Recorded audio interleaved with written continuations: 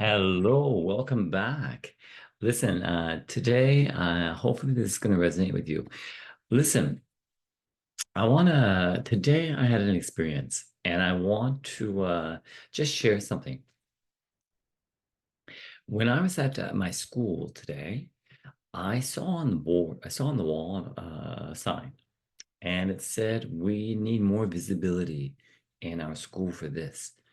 And what they're referring to is LGBTQ. I have a hard time with that. We need more visibility for this, more acceptance for this. And then they said feminism. Okay. And they were naming other things, racism. We need more view of this because we can't accept this. Um, but they were basically categorized in two different categories.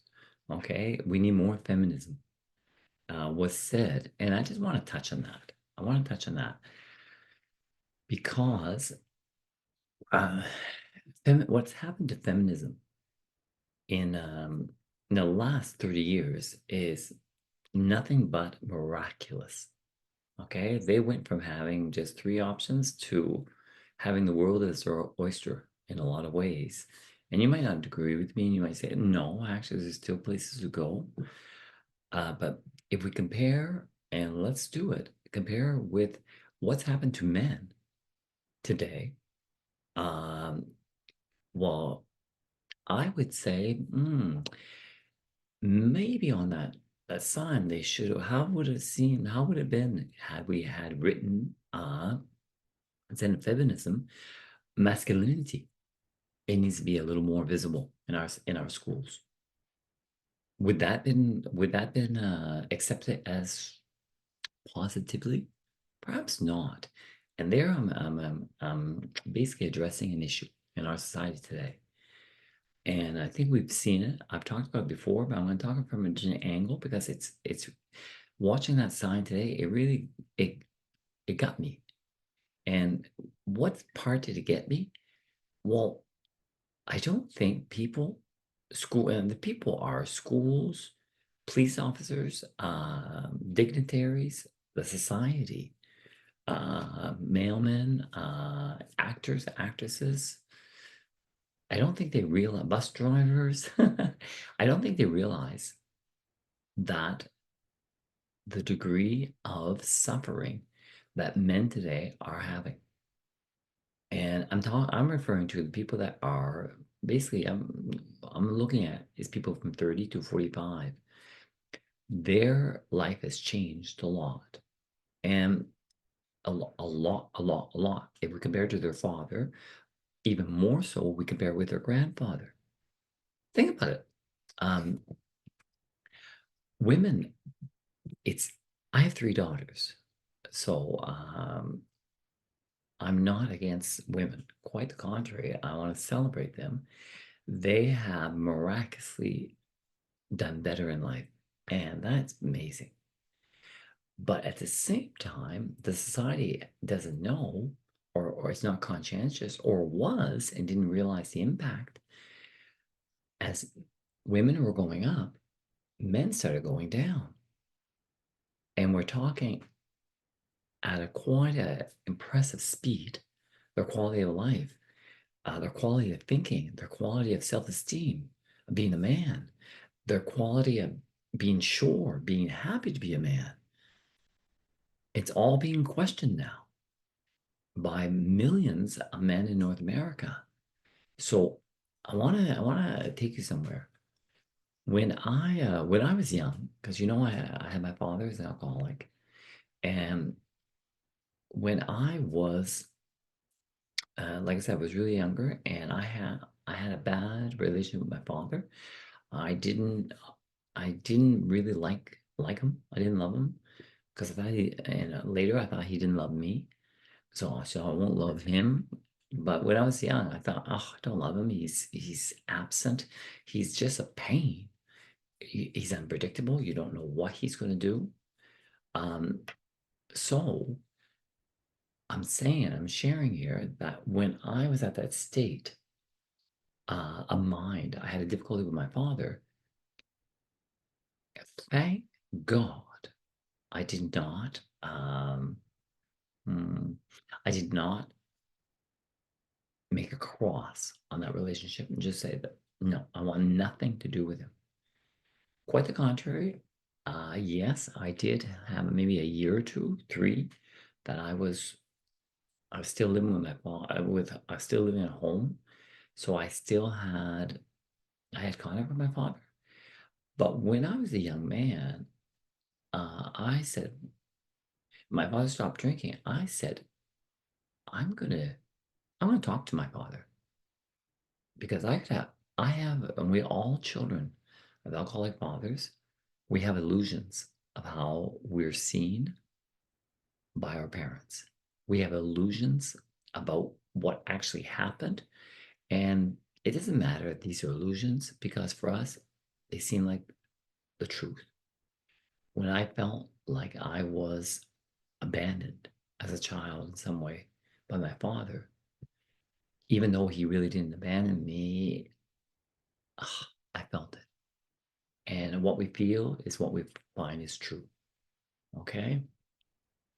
So the fact that I made a decision that I'm not going to accept this, having a bad relationship with my father. I'm a guy, and I think fathers are kind of important for guys. We are their offspring, okay? And in some ways, we look, and I think we do more so than we think we do. We look up to them as an example. So I finally chose to go talk to my father. I hoped he would want to talk to me when he stopped drinking, and all of us boys, because there were eight boys in our family, that he'd want to open up to us and say, "Listen, I've been a terrible father. But I want you to know that I'm terribly sorry for what I've done." That day never happened. So I was a kid. I'm going to talk to my father. I'm going to ask the question. So I did, and it helped me. Goodness, it helped me. I realized the illusion that I was not loved was not true. He did love me, but I had to ask the question because he never knew actually that I did not feel loved, and he never checked either. So all that to say, we are as humans often we are just so intertwined with how we are wired up, and we are so to a degree where we have a less time sharing, finding out how others are doing. I'm not saying everybody's like that, but my father was. Okay. But what I'm saying here is that I did not let because what I'm going to try to get at is had I not talked to my father and I would have kept that tension between us,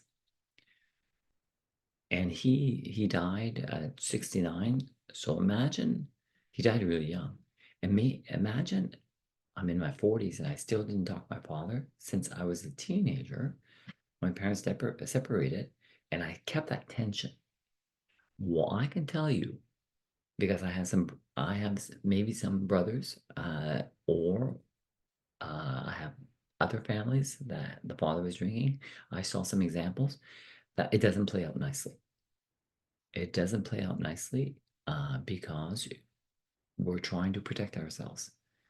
So if we're not healing, we're protecting. And talking to my father, opening up to my father, and testing my illusion, he doesn't love me. With what is his opinion, I realized he did love me.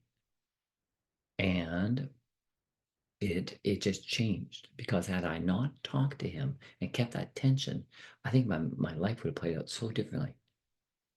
Because another reality that we don't talk about enough is if we focus on the past. So had I focused on the past, tension with my father, because whatever is not resolved in a family like mine, it persists. You feel it. It's right there. You're feeling it all the time. And I didn't want that. I didn't want that. It seems like I knew that intuitively as a child. No, I have to talk to my father. I'm not accepting this as a life. and I don't like this feeling. So I was able to react to it. Okay. And so, and also, I just want to get at the idea that we, in our society today, uh, being a guy, it's difficult. And I just don't want you to say this video is not for all guys, but for you that is suffering, you basically see that your grandfather was a different man and he was accepted in a different world in which you are found, and you feel that's not fair. Uh, he was okay to be a man. So people in their 50s and 60s and 70s, the women are just happy with the men they have. They've always been like that. They've always been as they are, those men. So nothing's going to change. But it's gradually happened. And now, holy mama, it's really happened. Um, just let's do it right now. And but I don't want to be, I'm not alarmist, but I'm not putting my head in the sand either, which a lot of guys are doing. So get your head out of the sand and face what's going on. Because when you face it, there's a liberation. What you persist, it resists, it stays in you. But what you face, you let go. So let's face it right now, the reality of being a man. Okay, because I think it's gonna be healthy. Okay. My father, because my father, he was definitely more the man of the house. That's one identity. And my grandfather was definitely the man of the house.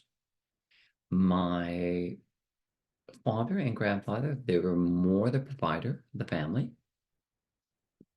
They were the provider, clearly. They brought home the bacon. Okay. And my father and my grandfather, they also were the protector. Protector, provider, and the last one is the man of the house. These three identities for 99.99% of men, we identify because for thousands of years, we've always done this. That's been our identity. And for women, what's their number one identity? Well, they want to be taken care of. That's important for women. And they have an identity also to nurture. But they want to be taken care of and they want to nurture. So that's beautiful. And theirs hasn't changed. No. You want some proof? I'll give you some proof. A woman today that now has probably a bachelor, whereas before they wouldn't, maybe wouldn't have as many post-secondary education, but a lot of them have a bachelor or a master's because they're in the universities now and they're doing well. But a woman today that has a bachelor, so she has a salary, she still has that need to feel to be taken care of. So she will only marry equal or better. She won't marry below. And it's not wrong or bad, but it's a reality. Do you understand that? Guys, my grandfather and father did not care if the woman didn't have a salary. If she was beautiful and she could be the mother of the children and she was good at home at making meals, cleaning the house, and being a good housewife, he took her. He didn't care if she didn't have any money. So the women now that are more the provider, they're making more money than a lot of guys. Since their identity hasn't changed, why would they marry with somebody that has no money? They still need to be taken care of. It's not bad or good, but it's the reality. So face it, okay?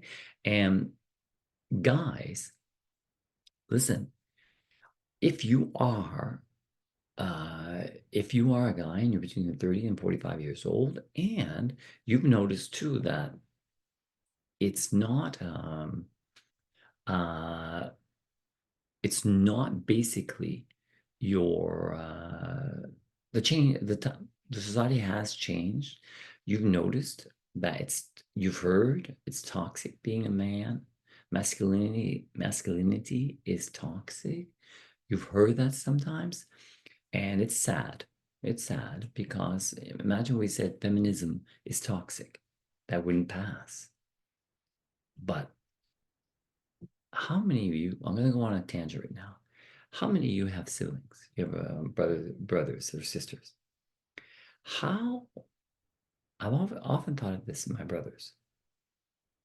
If ever my parents chose one brother over another,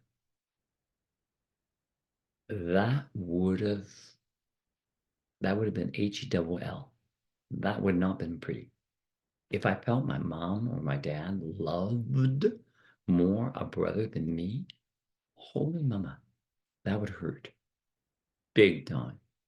Well, imagine now we have men and women, a man and a woman.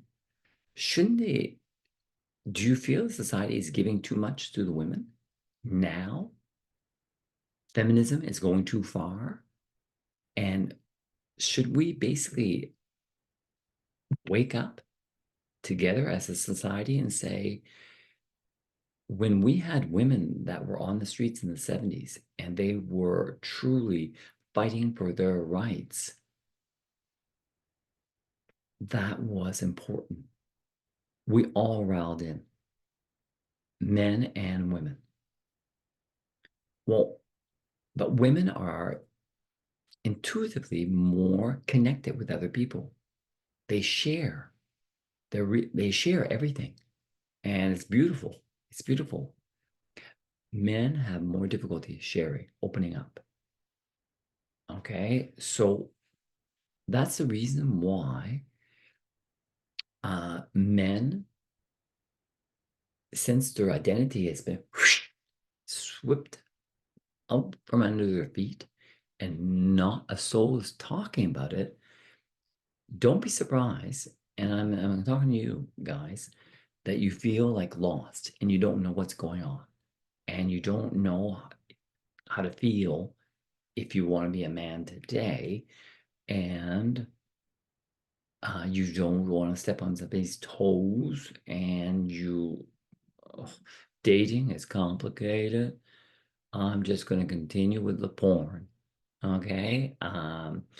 Porn, weed, and basically staying in bed. Don't want to have any more kids. No, not interested in marriage, not interested in kids. That's a reality for a lot of guys today. No, they're just saying the hell with it. I don't even know what it means to be a man today. They stripped me of my identity. So I don't even know. I don't even know what to do to find a woman. I don't know what she wants. Do I pay? Does she pay? Um, ugh. Can I give compliments? Can I actually tell her what I think? I gotta be vulnerable. I gotta open up. But isn't she gonna find that I'm too much like a girl? Ugh, complicated. That's what a lot of guys are saying. No, thank you. Okay, and I'm saying let's find some solutions here. Okay, because in reality, guys, this is why I'm doing this video. Reality, what has really changed? And I have compassion for you. That's why I'm here to help you, because I do understand. Lord, I understand. The society is not helping us, guys. They're basically more guys are committing suicide. Let's say it than ever before. More guys are basically doing everything. They're basically saying the hell with life. There's so many guys today are not doing. They're not ambitious. They're not ambitious at all. So they're basically, in a way, they are, they're deciding how to be not involved. The hell with life. I'm just going to play video games, jack off, watch porn, smoke weed until I'm blue in the face. And society, I don't care. And you can do that. Lord, you can do that. However, let's do 10 years doing that. And I have people in my life that have done that. It doesn't take you very far. No, the needle's not moving. No, you're not evolving, and no, and imagine eating chocolate cake that I love. Imagine that's the only thing you ate for 10 years. Would you find it as exciting, as enticing? No. So this new life of I don't care. It could be, it's definitely a reaction. That I agree with. And I have nothing but compassion for that reaction. Yeah, because it is frustrating that our identity has been taken from us completely, and we are not being addressed. It's not being addressed in the governments. It's not being addressed in the schools. Nada, nada. Okay. So now the video is going to be ending, but I want to finish with some hope. Okay. If you, why don't we right now? Why don't we talk about this? It's the next step. Now that we're aware that this is happening, what is the play? What do we do? And I would suggest, in a way, nothing has changed between you and me. Okay? You're on this earth. I don't know if you realize it. You're on this earth as Joe Blow, and I'm on it as Patrick A. McCarthy to experience something and to grow, to evolve, to really experience much as we can of different experiences. So, um, why don't we just start this? Focus on yourself. Focus on yourself and ask yourself, okay, let's let's do what Patrick's suggesting. I'm just going to take one day at a time, sweet Jesus, as my mama always said, one day at a time. But let's take today. How do I feel? What can I do to influence? What can I do to change my situation, do a little bit better? Just a little move to move the needle. And I'm not doing it to please my mother. I'm not doing it to please my father.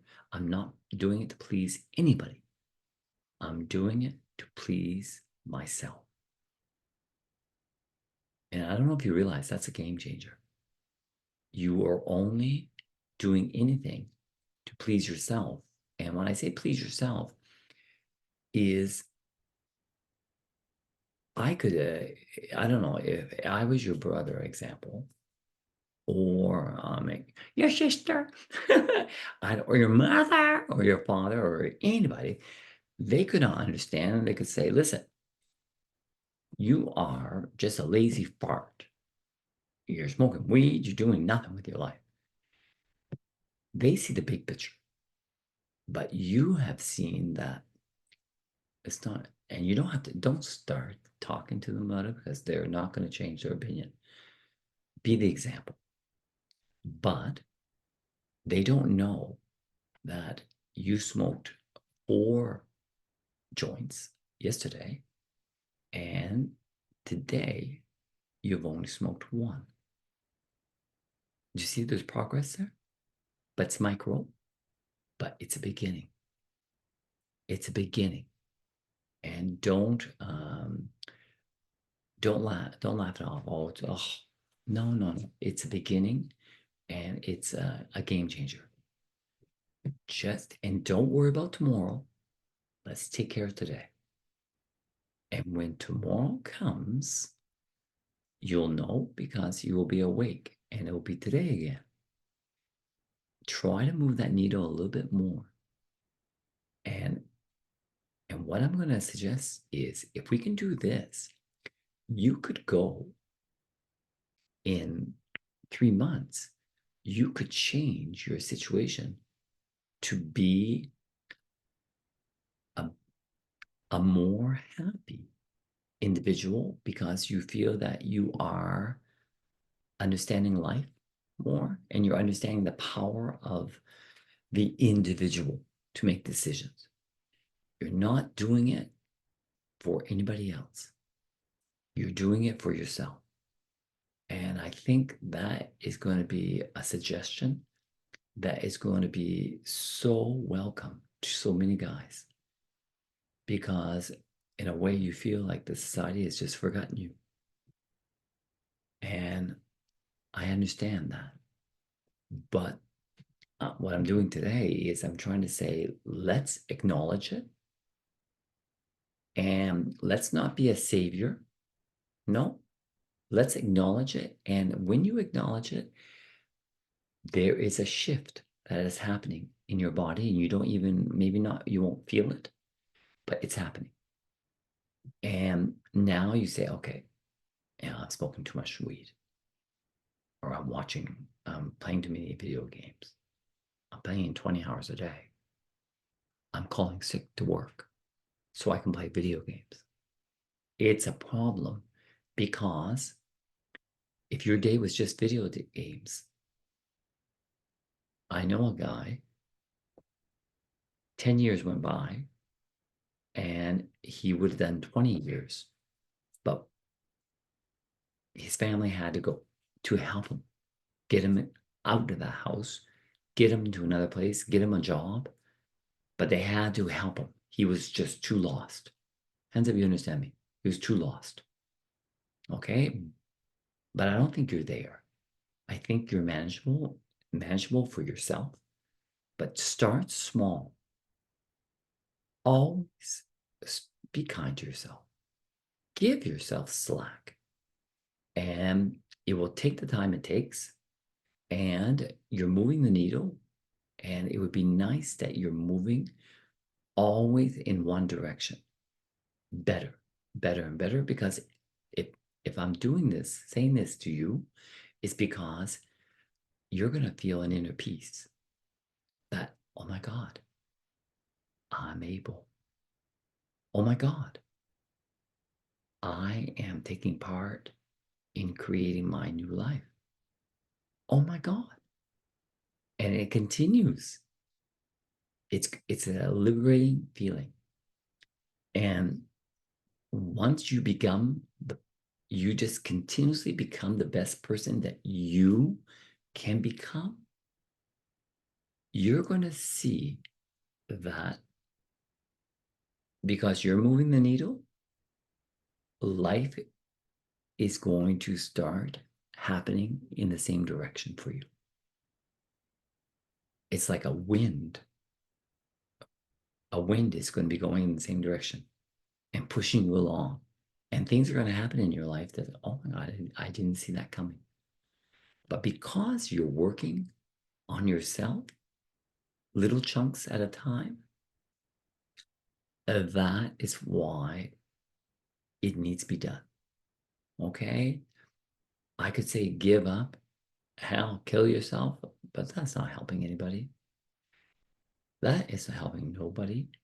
And remember, you've been put on this earth as an opportunity. Your soul that is connected to you, we each have a soul, is connected to, wants to see what you're able to do, and is so curious. And it will follow you, it will help you, but provided you give it a direction. So I know this is true. I'm not crazy, so believe me. So start asking. Say, listen, I want to stop smoking weed. And today I feel I can lower the amount of weed joints I smoke. I normally smoke 8. Today I'm going to smoke 4. You might think that's little, but for me, in one day, you cut it to half what you smoke. Holy mama. It's beautiful. So I'm going to stop here, but do you get what I'm trying to say? Life being a man it's complicated. It's really complicated. However, you just becoming the best version of yourself, that really hasn't changed, even though no one's saying that. I know, because if you become the best version of yourself, you are just, I'm not going to say that you're more able to get a woman, you're more able to have a family. I'm not even going there. Because right now, who cares? Right now, you working on you is going to make you much more proud of you. Okay. And to throw the cherry on this, I love myself nonstop. And when you close your eyes and you say, I love myself nonstop, and you breathe in and you feel the love, and you could actually dissect it. I love my eyes, I love my hair, I love my ears, I love my face, I love my beard, I love my body, I love my legs, I love my toes, I love everything about me. And breathe in 3 times and feel the love that you have for yourself. Holy mama, it is a game changer because the more you can control the inner you, the more you're going to have a miraculous world. I'm not going to go any further, but I just want you to realize that this is the beginning of going within and deciding within, this is not all of my life. What I'm experiencing now is temporary. I'm going to give myself some slack, but this is not my life. I'm going to change it, not for anybody. Change it for you. Okay? So, call to action. The call to action is start moving the needle a little in the direction of just being a happier guy. And not happier for mom, not for dad. Is that clear? Not for anybody else, just for you. And when you're happy for you, that's enough. That's really enough. That adds to I love myself. And when you love yourself, holy mama, you give out an energy that is just so love. People just resonate with you. Women, jobs, opportunities. It's miraculous. It truly is. So call to action, start doing this. Start saying, ask yourself this question. If I were to make one digestible chunk, an action that is going to put me in a good direction, what could I do to begin day 1? Do this for 30 days. Let's try for 30 days. And on the 30th day, I want you to celebrate, not with, oh yeah, no, I'm going to smoke so much. No, celebrate with, just celebrate the concept. Holy mama, I started day 1 just lowering the amount of weed I smoke. For example, I'm giving examples, okay? And day 30, not only do I not smoke any weed anymore, and I'm okay with that, I'm now walking every day. Holy, celebrate. And when I say celebrate, take a moment to realize this, what you've done in a month. And celebrate could just be you closing your eyes and visualizing all the things you've changed in 1 month, you've moved the needle in the direction you'd like to go in, that is celebrate. Okay. And another call to action, if this resonates with you, subscribe. We got to get this information, and I'm sincere. We have to get it and share this information with other guys. If this resonates with you in a fun way, like, oh my God, this has helped me, share it with friends that you feel are going through the same issues, because there's a packet of us that are really finding life difficult. If this can help them, I would be so happy. Okay, so subscribe. I wish you all the best, and peace and love.